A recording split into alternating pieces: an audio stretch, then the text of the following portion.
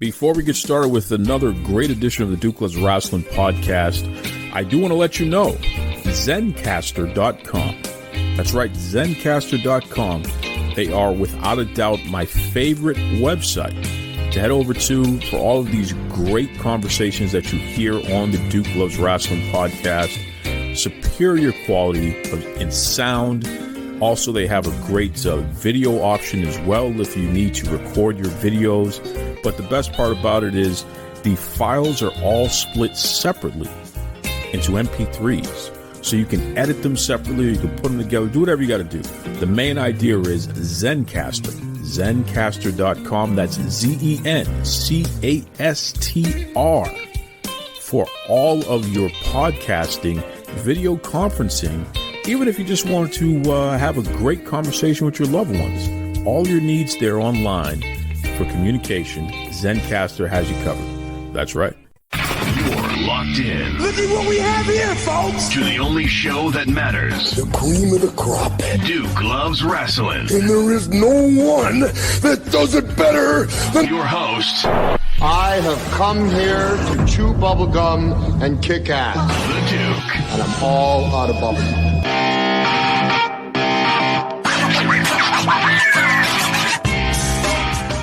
Hi, this is Mateo Mayorga. I write for 5 Reasons Sports Network and fan-sided for the King James Gospel, and you're listening to the Duke Loves Rasslin podcast. You know, folks, here on the Duke Loves Rasslin podcast, we love to obviously interview the pro wrestling stars of yesterday and today, you know, legends in the sport, what have you. But we love to venture out and talk to folks from other sports and certainly other media personalities and analysts. I always find that interesting because it was a happy accident years ago when I started doing that. And, you know, all you listeners responded so strongly, especially when I had, you know, heavyweights like Peter Vesey on the show, or, you know, a Reed who is an analyst for other combat sports, but also football and what have you. You listeners enjoy when we pull other people from other walks of life onto the show. And certainly that's the case today, because our man Mateo, somebody who I've been following on Twitter for a while and reading his stuff, this is a sharp dude, especially his take on basketball and, you know, the little stats and figures that he puts up on a continuous basis on his Twitter feed and what have you. I really enjoy paying attention to what Mateo posts because I always learn something, and that's refreshing because you can't say that about everybody, unfortunately. But with that said, you know, officially, welcome to the Duke Loves Rasslin podcast. Mateo, how you doing, brother? Duke, thank you for having me. It's an honor and a pleasure to be here. You really honor me with your very kind comments. I'm thankful. How are you? I'm great, man, and I mean it. I really enjoy your feed because it's very thought-provoking, the things that you focus on.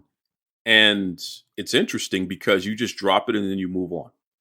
And it's like, I don't know if it's on purpose or not, but you definitely leave us wanting more of these little facts and stats and things of that nature. Where does that come from? Where does this come from, this whole style of tweeting in particular? You know, I haven't really thought about it. I guess I just keep it going because the news is always changing. You don't want to just like put some stats up just for a week and not keep it going. The season stretches from mid-October to mid-April. Then the playoffs end in June. So, you know, you got to keep the audience interested and also informed. But, you know, I take a lot of, you know, my style from the gentleman you just mentioned, Peter Vesey. I grew up reading him through the years. And the first time I actually heard him raw and uncut was on your show. And that was amazing. It was when he was talking about the whole thing that went down with Kawhi and the Spurs and how he ended up in Toronto. That was such a treat to listen to. But his work has really showed me a lot of the way, and in other areas of journalism, the work of someone like Christopher Hitchens, who wrote for Vanity Fair. I've tried to emulate the greats and, you know, try to do it my own way, but they definitely laid the blueprint for me. What I find fascinating is that you're a young guy, but you're like an old soul. I mean, we were talking offline a little bit about this. you really became a big basketball fan during what period? It was around middle school. LeBron had pretty much just come to Miami. It was very easy to learn the game watching greatness on the floor. Guys like him and Dwayne who could absorb extra help on defense because they were so lethal as slashers, and someone like Chris Bosh, who was really a player ahead of his time as a stretch big man who could space the floor. I learned a lot watching those guys, and obviously Kobe was still, I know he was around, he was a seasoned vet, but he was still amazing up until the point he tore his Achilles tendon in 2013. But this was the era where Tim Duncan was still a beast. KG was still very good, Paul Pierce as well. But I grew up watching some great players that taught me a lot. Now, folks, this is fascinating because, as everybody listening knows, I just turned 40, and it always shocks me when I talk to a wrestling fan and I say, I grew up watching Ric Flair. That was the first pro wrestler that really stood out for me, and his feud with Harley Race and what have you. And then I'll have a guest come on and they say the first feud they ever saw was John Cena versus Randy Orton. And I'm like, what? I mean, this is like 20 years later, right? Here you are. I grew up watching Larry Bird and Magic Johnson have their rivalry. That was my introduction to the NBA. And you're talking about when LeBron James was playing on the Miami Heat. I mean, what? It really doesn't get much better than that. Seeing the best player in the world for 4 seasons and they make the finals 4 years, winning 2 of those. I joke around a lot, and I don't really mean it as a joke. Those are some of the best years of my life. I was privileged enough to go to a lot of games because my dad covers sports and he knew how much it interested me, so he wanted me to go. It was an amazing experience that I still try to like go through NBA.com through their archive stuff to watch some of the old games because the league has changed so much. There wasn't so much 3-point shooting back. It certainly wasn't. I mean, there was some great shooting, especially from a guy like Bird, but Oh, for no, sure. man, it is, big men were actually big men. And it was, in comparison, a much slower game, which is ironic, but it was also a much rougher game. You could get away with a lot more back then, people punching each other in the face and stuff like that. You're not going to see that legally today on the court. But it's interesting because I'm a Miami Heat fan, and that goes all the way back to the beginning. The killer crossover, Timmy Hardaway, Alonzo Mourning, and I was with those guys from the beginning. And a lot of people say, "Oh, you're a homer, and you're a Boston guy," but yet here you are. You just want to root for the good team. And it's like, no, I've been a Heat fan through thick and thin, the good and the bad. When you bring up a guy like Chris Bosh, here's a guy who had Hall of Fame stats. And unfortunately, he had a medical condition that sidelined his career and forced him into retirement. And it's it's a terrible thing that happens. And I feel like we're seeing more and more of that today. Maybe there's more advancements in medicine, what have you, so they're catching these things before it turns tragic. Thank goodness, by the way. But I relay that to something that you tweeted out recently. And I don't want to misquote you, but it had to do with the durability of players today. Give me some background on this so listeners can understand where we're going here. The league's NBA stats page goes as far back as the 1996-1997 season for tracking games played for on-court labor. And that season, 85 guys logged at least 80. The metric I used was 80 games. And the lockout season, which was 1999, you had at least 80 guys play a full year. In 2000, you had 79. In 2010, it was also 79. But as you go a little closer to the times now, in 2015, you had 53 guys play over 80 games. And in 2021, 2022, which was last season, the NBA's first full season after the bubble, you only had 13 guys log 80 games. Now, there could be a lot of factors that are causing players to miss time, with and affecting their durability. A big one could be, sleep. Players aren't getting enough rest because they travel a lot. You leave an arena after press duties, you get on a plane, and then you check into a hotel at 4 in the morning. Sometimes you even have to play that next day. You're on a road back to back.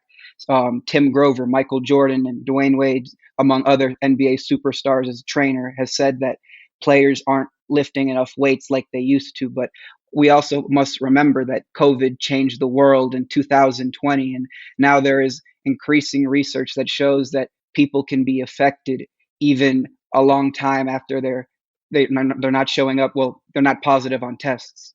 So this fascinated me. Okay, it completely fascinated me on many levels. One of them being because for the first time I just contracted COVID. I'm actually on day 9 of my recovery, which thank goodness I'm Wow. making a recovery, but I still got a little bit of congestion in the throat there. Wow. So, on a personal level, I can understand this because the fatigue is tremendous. That was a thing that really affected me the most. I found myself being a little bit more tired than ever before. And discussing it with other people who have gone through it and what have you, they're saying the same thing. And people who had it in October are still feeling the effects here in January. Right. And so on and so forth. So when I read your tweet, I was like, whoa, there's a lot of logic behind this here. And your personal opinion, because I know you were looking at the facts and you saw something that could have in fact, is very strong evidence that there is a correlation between the two. In your personal opinion, do you think it makes sense? Does this seem like a logical explanation for why the durability has gone down in the NBA? It certainly could be one. And Duke, I called the league's office twice this week to try to find out if they're looking into why people are missing so many games. Speaking of the players, and I did not get a response back after multiple attempts, which is unfortunate. But I think it certainly could be because you're still seeing players missed time because of COVID. For example, two-time reigning MVP Nikola Jokic of the Denver Nuggets, he missed a few games back in November because he got COVID. And the coach of the same team, Mike Malone, missed a couple of games last week because he was in COVID protocols. But really, some of the information I took away from the Houston Methodist Leading Medicine Center is that people can still feel the effects from weeks up to 6 months. And I think back to someone like Mo Bamba, forward/center for the Orlando Magic. He got COVID back in June of 2020. He did not play in the bubble in the restart. And later that year in December, when the league was gearing up for the next season, Coach Clifford was saying, there's no timetable for his return. Bamba eventually came back on January 4th of 2021 and was only able to log 46 out of 72 games that year, but he was not himself. This, as long as players can keep getting it, it could still be a factor affecting them. I think that on a personal level, I think it makes perfect sense. It's something that I doubt the NBA and the Players Association are going to, or more the NBA than the Players Association, they're probably going to be less inclined to admit this. We are talking about people's medical history and things of that nature, even if you're not asking for specific people, but just the general data. Right. And I wonder about something, Mateo. How do you think this is going to affect player contracts going forward? Because if we know and we could see the data, let's just play devil's advocate for a second here. Let's say the data supports your hypothesis, and yes, COVID has affected the durability of the players. They are playing less because this respiratory virus affects people in that manner, where they can't perform as consistently on the same level as maybe they were before COVID. Do you feel that may factor into player contracts and maybe that may affect the players negatively if that were to be the case? Well, Duke, I anticipate a lot of drama at the next CBA negotiations, for not just for this reason. You've had players who wanted to bounce out of their situation when they have multiple years left, and this it could be interesting when you consider missing games because the best ability is availability. You hear a lot of the excuse of we're saving guys for the playoffs, but if you're resting a lot of your best guys, it's very hard to win in this league when your marquee guys are sitting. The favorites in the league win the majority of the time, overwhelming majority. So when you're resting guys a lot, it's very hard to get the seeding you want to ensure a tough, or excuse me, an easier road to the NBA Finals. So missing games is something I think league management and ownership is gonna have a hard line on because what we're seeing recently, guys are missing games, but important ones too. And here's the thing: I believe that when guys are missing games, the majority of the time they got a legitimate excuse for it, and they should not be on the court. It is an injustice to them when they are playing hurt. But you're seeing guys miss prime time. For example, the last primetime game the Miami Heat played, Jimmy Butler was absent for it. That's not good to see for the league. I know you're in the beginning of peeling back the layers on this and researching this. I'm going to challenge you personally, and I'm on the record in saying this, Mateo. I really hope and I challenge you to continue to pursue this because, in my personal opinion, this might be the biggest sports story of our generation. And I'm not, being tongue in cheek about that either. I'm very, very serious. I think that you're onto something. I think that it's obvious and it's common sense, but people don't want to admit it. So you're definitely going to get pushback on this. But man, if any way, shape, or form you can find a way to get folks to admit this, or get solid evidence, solid proof on this, and the data certainly is supporting you, brother, you deserve every sports journalism award and what have you, because you may have affected the trajectory of all sports going forward, because it's not just about the NBA. And here's the thing, folks. This is why I have Mateo on the show talking about this. This affects all sports at every level, including youth sports. COVID is something that we still don't know enough about, especially the long-term effects. But what we do know is most people who have had it, yes, they are affected. They are different after the fact than they were beforehand. And if this is reducing a person's productivity, especially as it relates to sports, dude, we need to talk about that. And we need to figure out what we're going to do about that collectively on every level of every sport. So, Mateo, I commend you, man. This is a big. Did you come up with this on your own, or was this? What made you pursue this? Duke, I was just researching the games played for the NBA guys, and I was just spitballing in my 5 reasons chat we got on Twitter with my colleagues and my boss in there, and my good friend Timothy Bain was the one who brought up COVID and saying, like, don't forget to think about that. And I wasn't at the time, and I was so blown away myself because some of the symptoms of just COVID are breathing troubles, joint pain, chest pain, brain fog, loss of taste and smell. But the really interesting ones to take note of here, Duke, are sleep issues and fatigue. We know how much already players are struggling to get the right hours of sleep because of travel. But when you're also fatigued, that affects how you recover. And if players are not fresh on the court, they're probably, conventional wisdom tells me, more likely chance of getting hurt. This is the most important sports story of our generation. And you're just at the beginning of it, which is fascinating to me because as you continue to pursue and unpack this, man, everyone's going to be talking about this. Like literally everyone is going to be talking about it. We're going to be forced to. So kudos, Mateo, and to you and your colleagues and what have you who you've bounced this off of. This is a big deal. This is a big deal. Why don't you let everybody know the best way to keep up with you? Because certainly I know everyone listening is definitely going to do that. They're going to want to know, where this goes so that they can make informed decisions in their own lives, especially as it relates to their children, quite frankly. So what's the best way to keep up with you? On Twitter, you can find me at Mateo Mayorga 23. On 5 Reasons Sports Network, I write pretty frequently throughout the week. I try to do at least 2 or 3. That's what I try to do at the very least. But my column is called Mateo's Hoop Diary. I write there on Fansided.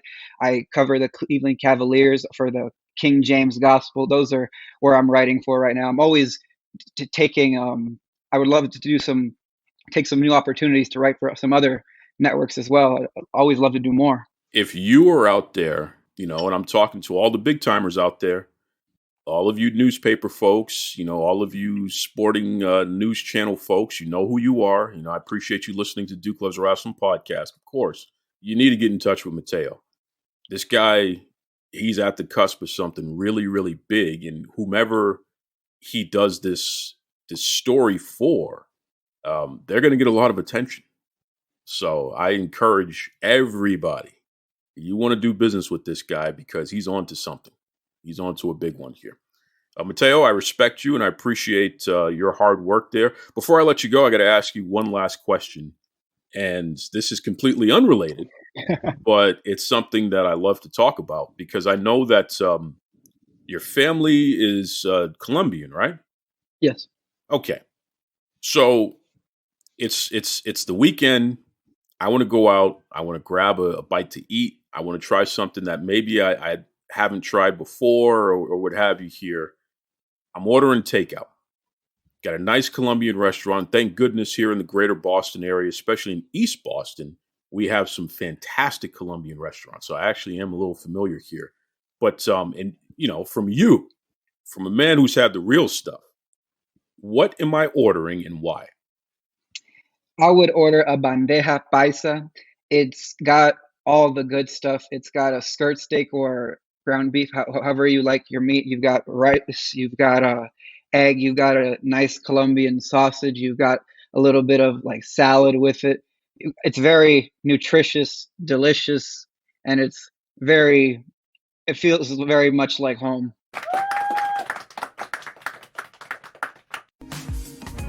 What is up, you guys? This is Kylan King, the mother effing king, and you are listening to Duke Loves Wrestling.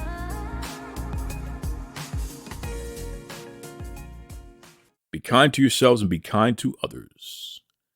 Take it away, Tony Schiavone. This is Tony Schiavone, and we're desperately out of time on Duke Loves Wrestling.